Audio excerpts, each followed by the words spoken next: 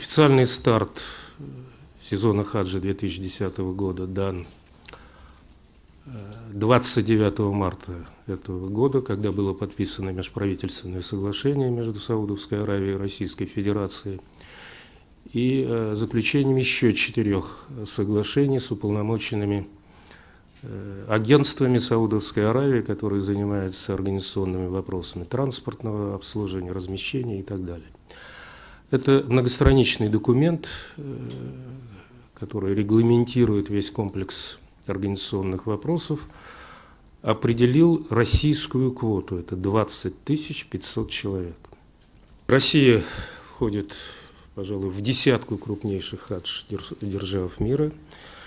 Мы исходим из того, что 20 500 человек, оно не вполне соответствует, может быть, я бы так выразился, не только стремление мусульман выехать на хадж, но и реально сложившейся численности мусульман, которая вот за это время, наверное, все же увеличилась, и мы рассчитываем с будущего года, с учетом завершившейся переписи, ставить вопрос уже не об увеличении квоты, а о приведении в соответствие той квоты, которая выделяется сегодня Российской Федерацией, в последующем будет выделяться, той численности населения, проживающих в мусульманских регионах России, которые нам, наверное, позволят немножко снять напряжение среди желающих совершить хадж. Сегодня это напряжение есть. Итак, 20 500 человек были распределены между ведущими регионами России, откуда традиционно выезжали паломники. Это Дагестан, 8 тысяч человек. Это 3 тысячи человек Совет муфтиев России. Это 3 тысячи человек Чеченская республика. Это Центральное духовное управление мусульман, 2000 человек, и 2000 человек Республика Татарстан. Координационный центр мусульман Северного Кавказа, это 1000 человек, и Республика Ингушетия 1500. Вот мы вынуждены были в этом году пойти на то, чтобы практически не оставить никакого резерва, и в июне месяце, это 4 июня, распределить всю эту квоту. Значит, за это время было проведено 4 совещания за полгода и один очень большой крупный международный семинар по хаджу в Казани.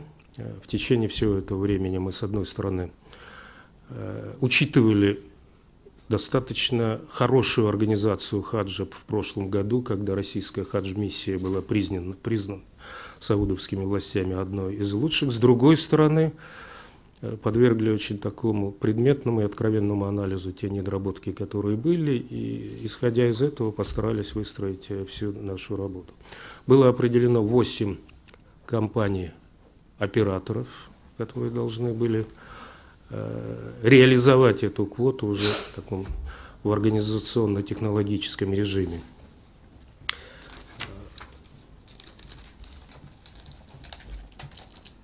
На сегодняшний день, наверное, для того, чтобы завершить статистикой, я приведу следующие цифры. Сформирована российская хадж-миссия в количестве 200 человек.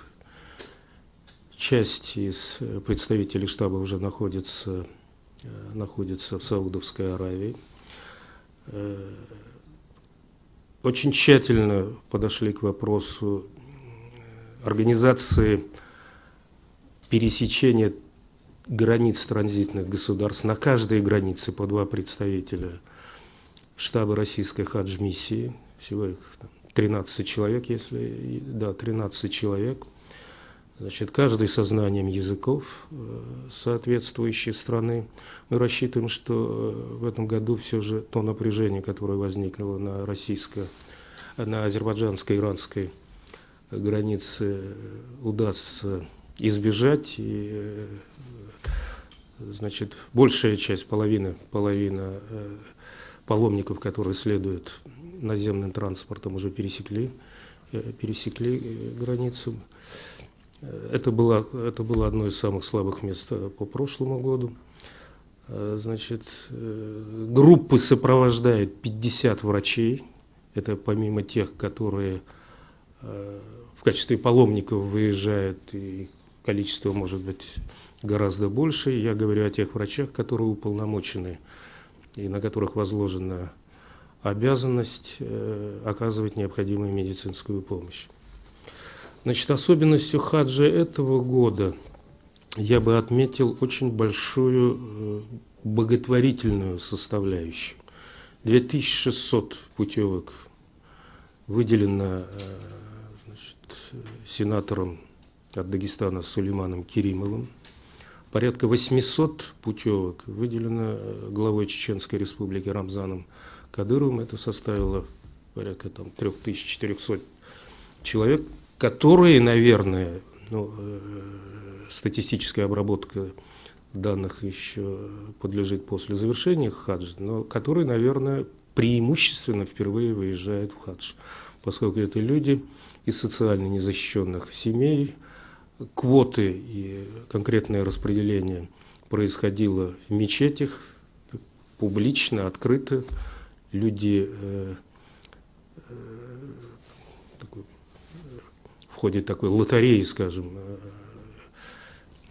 примитивно вытаскивали этот золотой билетик.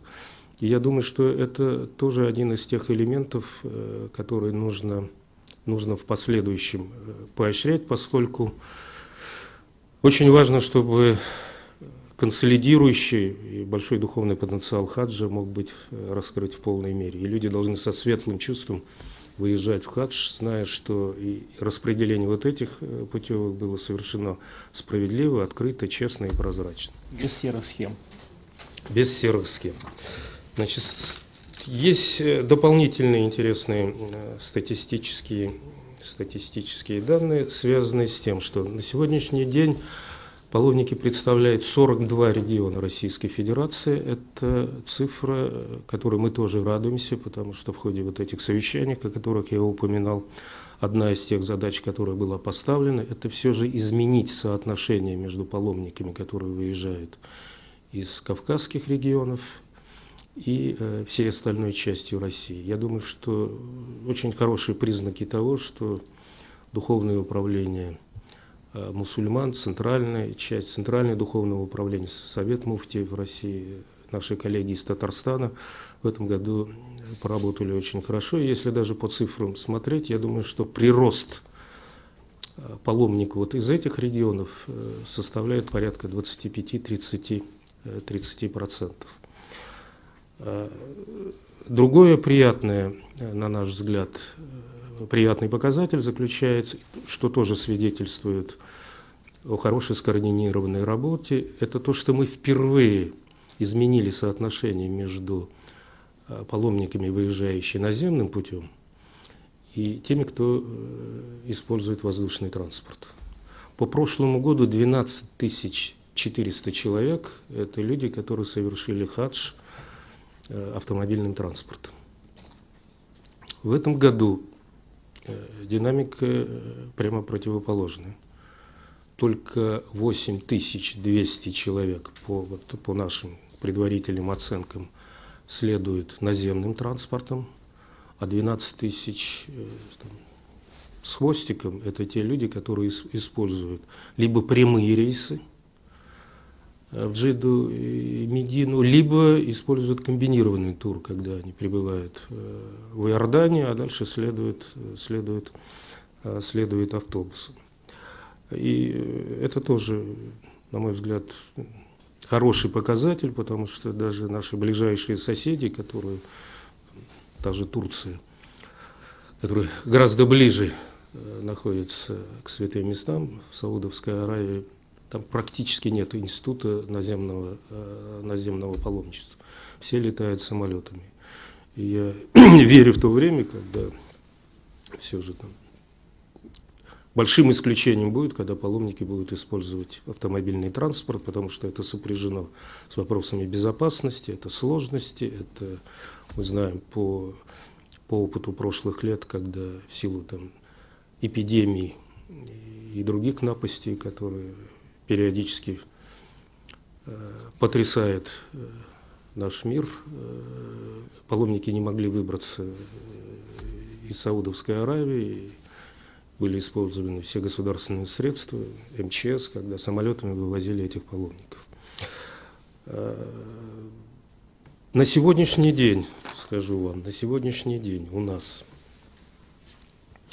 42 рейса прямых из аэропортов города Москвы, Махачкалы, Грозного, Беслана, Казани, Уфы, Нижнекамска, Екатеринбурга и Самары. Это порядка 7600 человек вылетает. Комбинированных 29 рейсов. Это в основном из Махачкалы и из Москвы. Это порядка еще 4640 человек. И турецкие авиалинии, и иорданские авиалинии на рейсовых с использованием регулярных рейсов перевозят порядка 2000 человек. Как я сказал, наземным путем выезжает 8260 человек, это примерно 550 транспортных единиц. На сегодняшний день уже вылетело 22 рейса, это значит, около 4000 человек, из них вот 8 рейсов – это рейсы, которые везут паломников по благотворительной программе.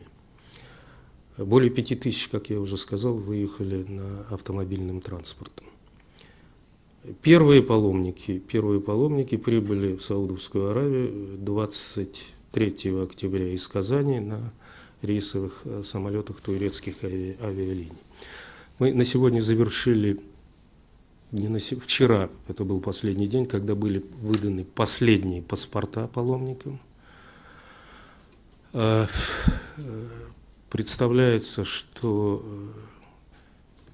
в этом году вот эта часть работы была организована более качественно. Я хочу, пользуясь случаем, выразить глубокую благодарность руководству посольства Саудовской Аравии и иранскому посольству вот за ту очень благожелательную атмосферу, которую они создали при оформлении документов. Сотрудники посольства работали до часу и до 2 часов для того, чтобы вот, особенно самые горящие рейсы, по Самаре был у нас такой случай, значит, допоздна сидели, выдавали визы и отправляли.